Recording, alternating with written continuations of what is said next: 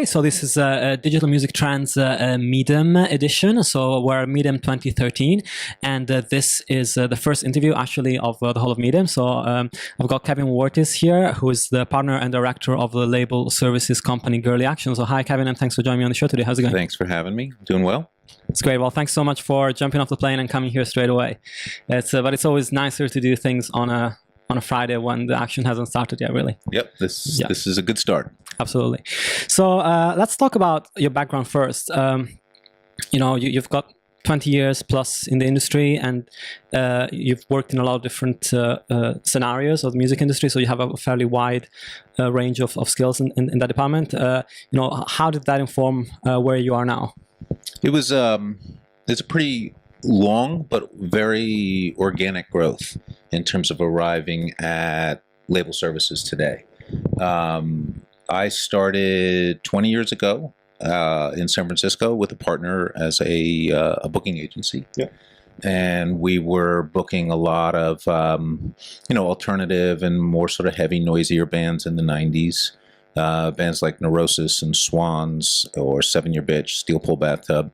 And over a few years, we developed relationships with those artists. We got closer and closer and became their managers.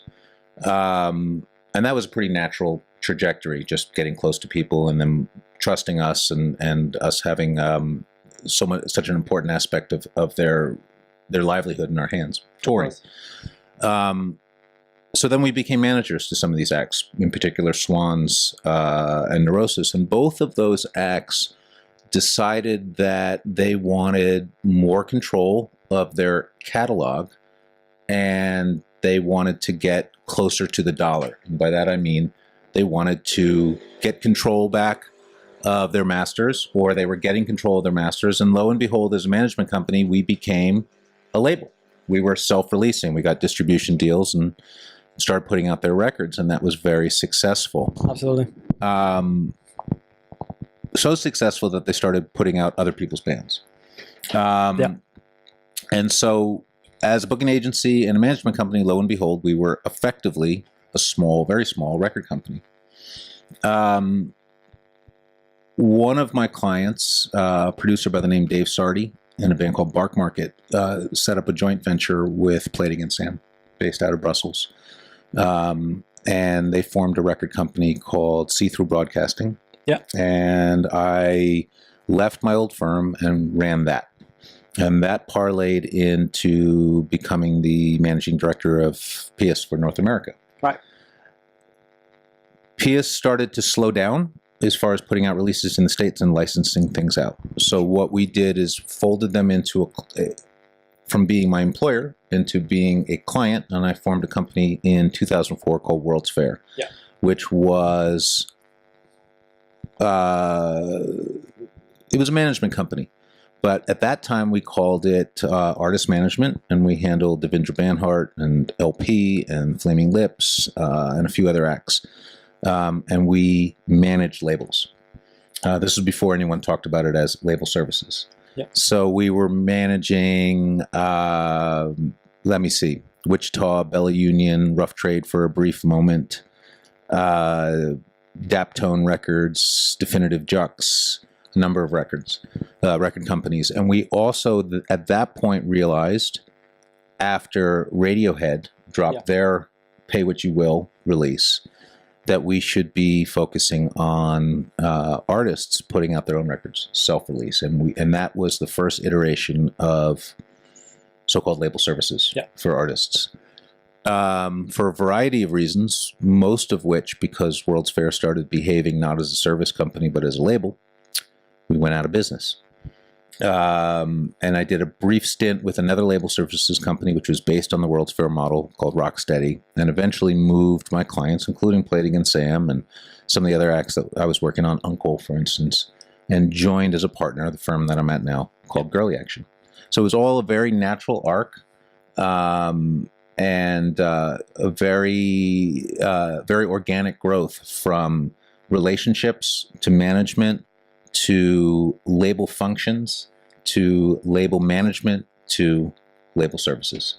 Absolutely. So for you, it was it was a sort of a steady process that became label services, and now we're seeing a lot of companies get into that space, right. sort of with a hammer fist in a way, in the sense that they don't have that background, but they want Right. to become that point for artists to refer to as a label services company, right? Yeah, I think that the economic environment is really ripe for more artists to want to take advantage of label services as opposed to a proper record company. A record company now can really provide three things.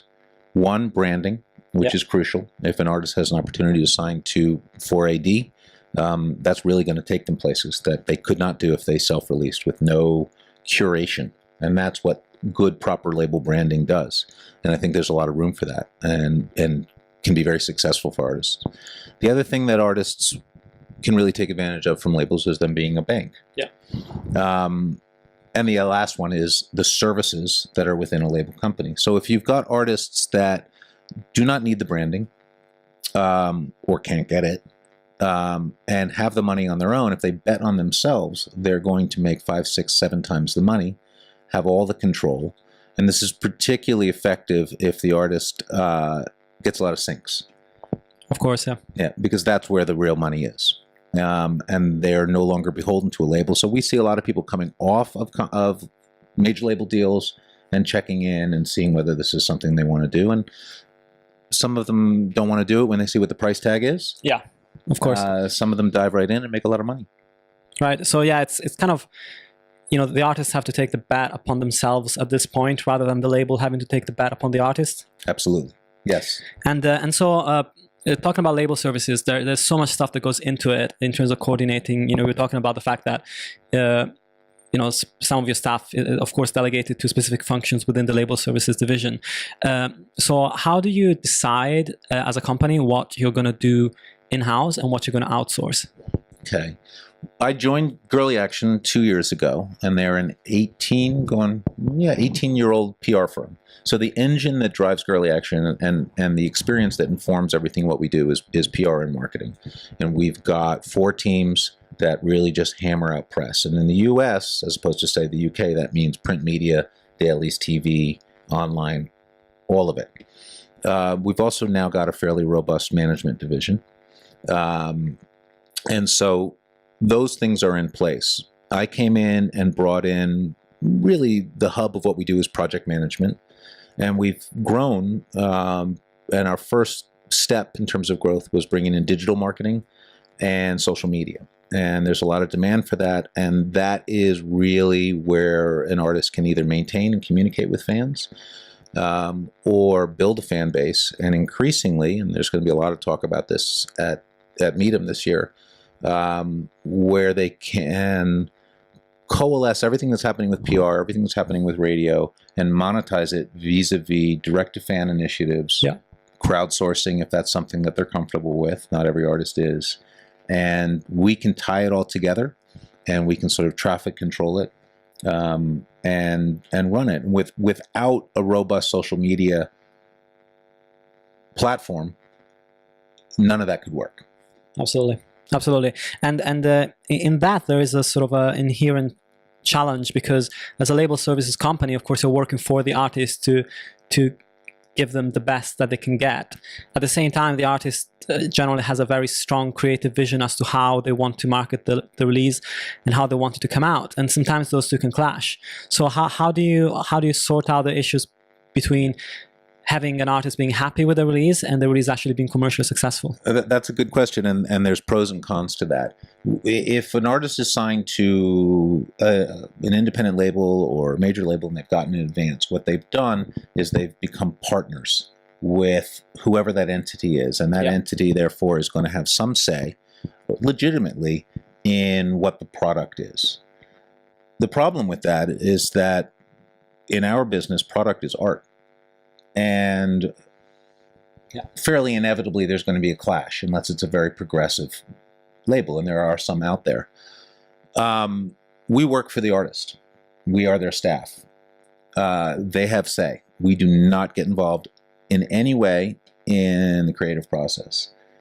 We can advise them if they hand in 35 songs. We can say, let's maybe not release all of this. It's a bit too much.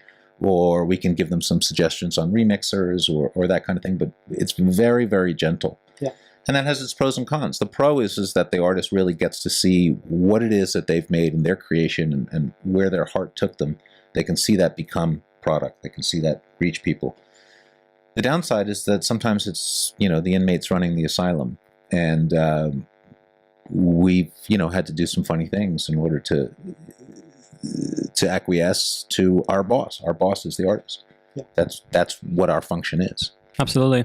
And looking at how crowdfunding and crowdsourcing of resources is progressing, there are two trends. On the one side, you have the crowdfunding for the actual release. So you have one process where the fans can interact with the band while the record is being made. They can fund the record, they get updates on what's happening, which is great. On the other side, you have other companies that are looking at crowdfunding for live. So that's another interesting development between, Songkick's Detour, and there are a couple of companies actually here at Midem Lab that are looking at providing a similar type of service, Kickstarter for concerts. So how do you see this progressing, in the sense that, of course, you as a label services division concentrate on the release primarily? Do you actually, can you imagine yourselves actually getting involved into the crowdfunding for the tours and concerts? Well, we do. Oh, you do? Absolutely, yeah, and we do. Depending on who the client is. So some of our clients are bigger, mostly European labels, like Plating and Sam is still a client, and they're hiring us. They are our client, and it is our responsibility to monetize the slice of the pie that they have, recorded material. The clients that we have that are artists, however, they control all the revenue streams. Yeah. And we are very, very active in helping to monetize all of it. Touring. Right. So when a band goes out on tour, on the most basic level, we're doing all the tour press. That doesn't necessarily directly help record sales. Though Of course. Does. Yeah. And we work on social media, which has a lot to do with all of those other revenue streams as well.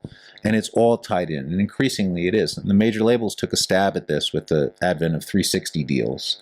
Yeah. And there was, a lot of pushback, and I think for some artists that's still very appropriate and fair, because the label is still charged with all promotional activities, whereas the revenue from that comes from tickets, merchandising, all of those things that really can't be pirated. Yeah. So we work a great deal on it, and I think that's where the future is in bundling. Yeah, and looking at how crowdsourcing plays out, and the Direct-to-Fan and all that, there's a certain level of ownership that the fans take into the artist's work once they've funded a project. So how do you manage the expectations of the fans towards?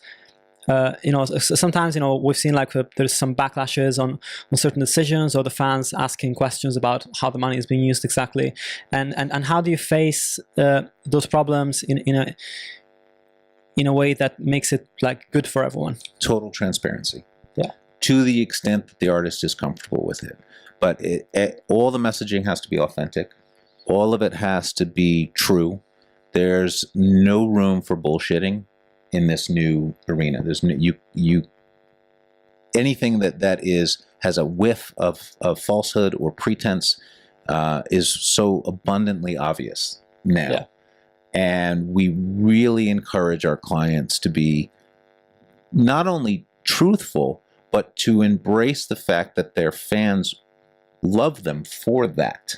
They want to be the whole sense of mystique of an artist, where we are the audience and we're down here, and you are the artist who we adore, you're up here. That's kind of gone at this point now, and they want to be able to speak as directly as possible to the artist, in total transparency. So in the event that there's backlash, and we've seen it, it's really taken care of with dialogue and discussion. And that doesn't mean that the artist ultimately convinces their fan base that what they did was right, but they are convincing in their heartfelt feelings on it, yeah, and their willingness to discuss. And so any singular issue, and with Amanda Palmer, we saw this with the question of whether or not she was paying her musicians, which was something that really sort of spiraled out of control, and the message got a little bit lost. But she dealt with it beautifully by opening up the discussion. She was unafraid of people's opinions, and she said, listen, this is great. Let's talk this through. And at this point, it's a footnote. Yeah, absolutely. Absolutely. And let's talk about, because of course, one of the most probably the most famous, crowd-funded campaign of last year was Amanda Palmer's, which was the first to reach over $1 million target for a musician, which is incredible. But of course, people are taking that as sort of a benchmark and think, oh, it's so great to do crowdfunding. And then we looked at some figures towards the end of last year when some of the labels published their spending on A&R, and you compare the amounts of money that are being generated through crowdfunding with the spend of majors on A&R, and of course it's a tiny amount of that portion. Right. So how do you work on releases that don't have the same amount of publicity as Amanda Palmer's, and how do you deal with maybe a campaign that had a little bit of a harder time to get started and to get going? Everything's got scale. I mean, the Amanda Palmer one blew up, and we certainly didn't go in thinking that we were going to gross $1 million. There are smaller ones. We did a Kickstarter campaign for an artist called Cody Chestnut. In the rest of the world, he was released on One Little Indian, which is a great label, and he's got a history with it. His pedigree, his legacy in the US is self-releasing, but he needed some funds to do it. And he wanted to bring us in full service. He simply didn't have the cash flow for it. So we presented him with a Kickstarter campaign, and we came up with a figure that he needed, which was $20,000, and put together a set of packages and bundles that we thought his fans would like, and rolled it out, and we made it. It didn't blow the door off that goal. I can't recall where we ended, but it was just positive, just over 20,000, and it was a total success in terms of what we set out to do. Yeah. And that was very effective. And what that did was it's effectively pre-sale. So it's not that he didn't feel like he could afford it at the end of the day. It was just simply a cash flow issue. Yeah. So we set up a pre-sale. We used the Kickstarter platform to do that. And the money came in. That took care of some of the expenses that he had to self-release. And he's off to the races on his first U.S. tour this month. Yeah, and it's great that you were talking about setting yourself a target for raising money, and also like did you actually look at maybe the figures for that particular artist on what their fan base was like and how much they could potentially raise by converting a certain percentage of it into Kickstarter, or was that just out of the blue? It was gut. It was not a deep level of analytics, and it could not have been. Cody hadn't released a record in 10 years. Yeah. And his social media presence was disparate. He had his Facebook page, which was not well maintained. He had, I think, 2 or 3 Facebook. It was too difficult to figure out. So we just took a look. We took a deep breath. We looked at our own experience, and we set a goal. Yeah, absolutely. And I wanted to talk about digital distribution as well, just shortly, to talk about how the distribution of a record on a digital front can affect the outcome on sales as well. There have been quite a few stories that we talk about on digital music trends about sort of a price, a war towards a pricing bottom in the distribution of records on iTunes, Spotify, and all those other services. And a lot of the times people overlook what the digital distribution services can do for you. That is not just getting the record into those stores. So how do you select your digital distribution partner in light of actually them being more than just a channel to get the record out? We're as a company, Girlie Action is totally agnostic about distribution companies. We work with any of them. Right now we're working with innumerable different distribution partners. Generally speaking, our clients either come in with a pre-existing distribution deal, be it for digital and physical together or separated, or if it's an artist who is worthy of a distribution deal, i.e. they can sell enough that it's worth the distribution company's time and money to do it, we'll get them a deal from our relationships. Yeah. So for Cody Chestnut, he's distributed in the U.S. by Red Eye, which is a great company. But we're not really particular about it. They're all great. I mean, my feeling about distributors is they get far too much blame when things don't work out. It's a very reactive business. It used to be, when it was very physical oriented, that a distributor was very proactive and we could do a lot of marketing and we could push, i.e. pay our way into the record stores. The record stores don't want the money anymore. What they want is the money if it comes with significant sales drivers. How are we going to get bodies into their store? Yeah. So distribution right now is about traffic controlling information. We send them information about all the highlights in the various markets, and they push it out to retail and try and get not the most records, but the appropriate amount of records in there. Absolutely. And you talked about the importance of social media and throughout a campaign, really, and post-release and during the tour. And of course, with that comes a whole set of tools, and there's a lot of startups out there. You know, I've just reviewed about 30 odd startups that are in this Midem Lab competition that's happening here. So, and all of them, you know, maybe there's a few where you just would think, no, this is just not going to happen. But a lot of them have some good ideas about them. It's just that there's so many of them that it's hard to decide whether you're going to try them out based on a pitch or whether you're going to wait and see how they perform for other people. And there's always that kind of little bit of doubt. What's your take? Do you just try everything out and then see how it works? Or because of what I just said about distribution, and it's even more so with digital distribution, what we do every day is try and create momentum, promotion, marketing for the artists. Yeah. There's innumerable ways for fans to get the music, whether they pirate it, whether they get it from Spotify, they buy it from the CD store, buy it from Amazon, iTunes, whatever.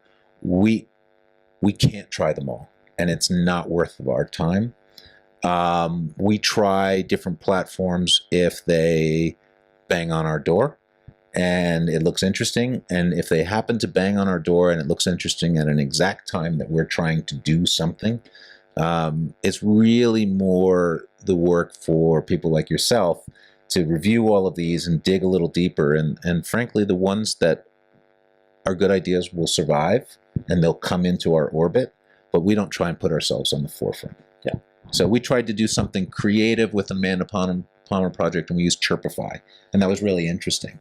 And there's a couple others that we're looking at, but all of them are so unique and somewhat special that it needs to be the perfect storm of us having an artist, some content at the exact time that they're coming out for us to utilize them. Yeah, and looking at crowdfunding platforms as well, are you?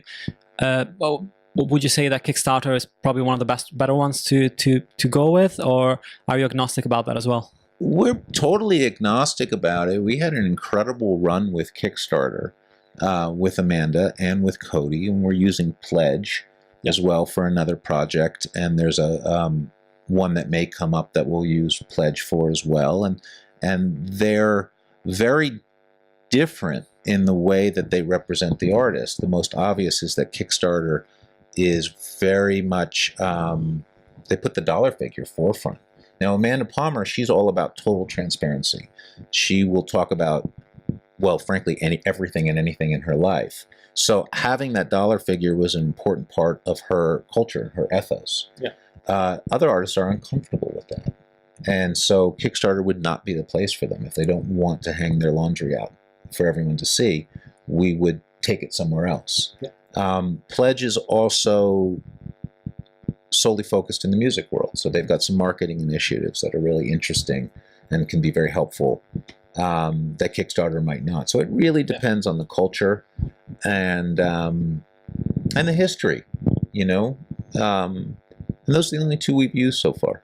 Yeah, absolutely. And talking about 2013, we've seen how much Spotify is growing in the States, as well as Rhapsody trying new models with tie-ups with the mobile carriers, and Move, with Cricket as well, being a fairly successful streaming service.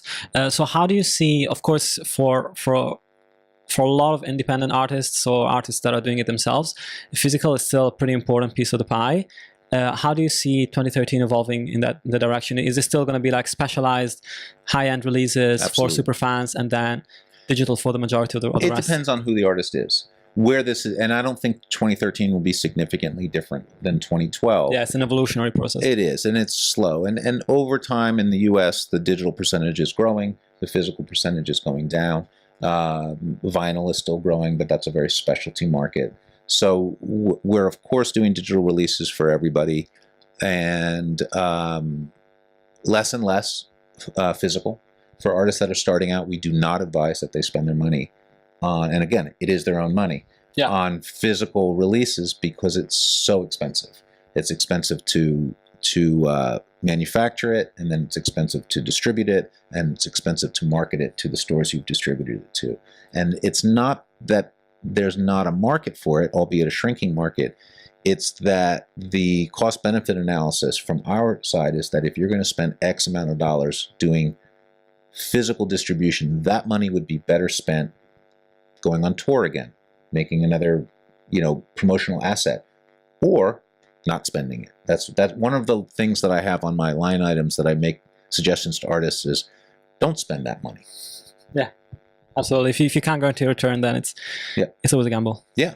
Yeah, so we're very conservative, very careful about what we suggest people do. But the other thing that I want to note is that in this past year, in 2012, and this will of course carry over, I moved Spotify, RDO, and these streaming services out of the retail sales column. They're no longer part of the sales division at my company. Now they're part of the social media department. All right. And yes, they are monetized like YouTube is, but they are much closer cousins to social media than they are to iTunes or Amazon or any of your traditional sales functions. And they don't work without a robust social media program. And they are in fact part of the same fabric as social media, the tie-in between Spotify and Facebook being the most obvious example of that. And so our digital media, social media department handles Spotify and RDO. And that's not based on revenue, it's based solely on the function that the service performs for the artist. It's just functionality. And increasingly, we're going to see monetization away from our traditional platforms, units, and we're going to see it in other ways. Pandora, as well, is part of our social media division's domain. Oh, wow, that's super interesting, yeah. Absolutely. And it's been much more successful. It takes conversation. Now 2 divisions don't have to speak to each other as much. They just activate it, and everything we do with those streaming services has some kind of promotional marketing component to it in social media. And of course, with it being the case of having a lot of independent artists, you don't, and independent record labels, you don't maybe run into the problem as much of wanting to window releases, or is that not the case? Wanting to what release? Window releases, like have a digital sale release for a certain amount of time and then put it on Spotify after a while, which we don't do that as much, but we could do that, and that's a discussion that comes in the planning. Yeah. We don't tend to do pre-sale on Spotify as much as we do it on iTunes. So we announce a record and it should be available on iTunes. Yeah.